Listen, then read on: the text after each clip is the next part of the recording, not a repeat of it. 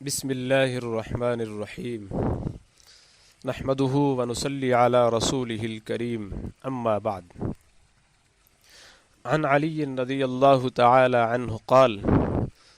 قلت يا رسول الله إن نزل بنا أمر ليس فيها بيان أمر ولا نهي فما تأمرني؟ قال: شاوروا فيه الفقهاء والعابدين ولا تمضوا فيه رأي خاصة. المعجم الاوسط للطبرانی جلد 2 صفحہ نمبر 368۔ حضرت علی رضی اللہ تعالی عنہ سے مروی ہے، فرماتے ہیں کہ میں نے رسول اللہ صلی اللہ علیہ وسلم سے سوال کیا کہ اللہ کے رسول،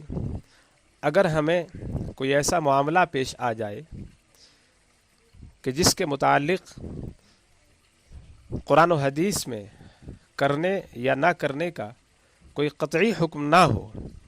تو اس بارے میں ہمارے لیے آپ کی رہنمائی کیا ہے؟ تو حضور صلی اللہ علیہ وسلم نے ارشاد فرمایا کہ تم اس مسئلے میں فقہاء و عابدین سے مشورہ کرو اور اپنی رائے اس میں نہ چلاؤ۔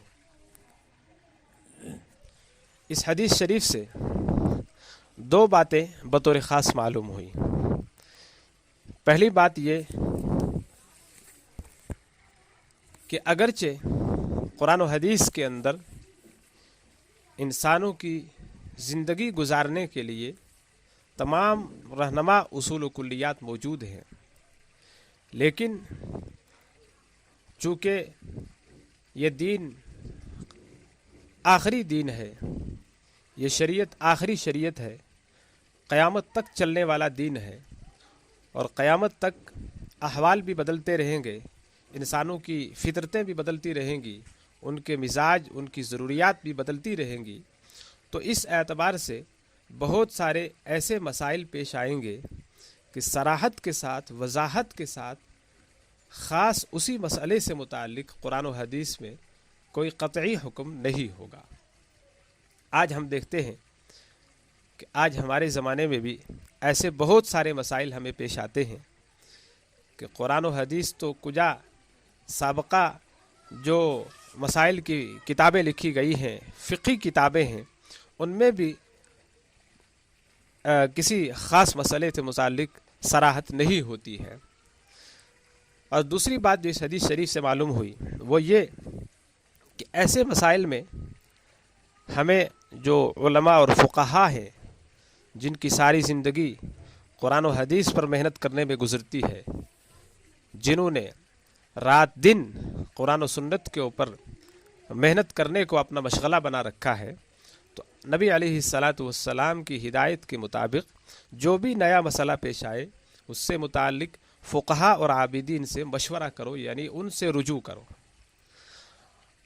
اور اس کے ساتھ حضور علیہ السلام نے یہ بھی اہتمام کے ساتھ فرمایا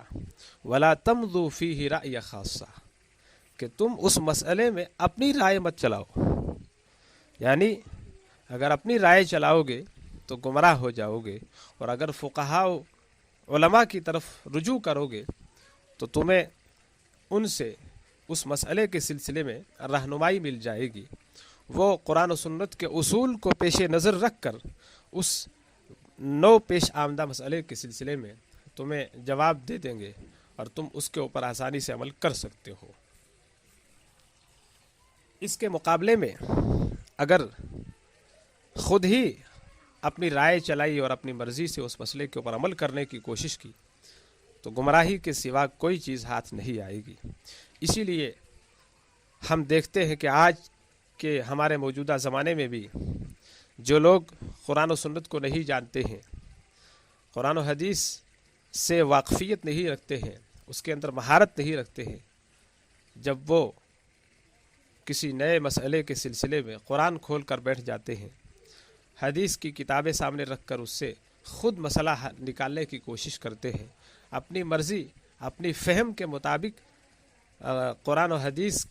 سے مسئلہ نکالتے ہیں اور اس سے حکم تلاش کرنے کی کوشش کرتے ہیں، تو وہ گمراہ ہوتے ہیں اور ان سے پھر نئی نئی گمراہیوں کا دنیا کے اندر وجود پیدا ہوتا ہے۔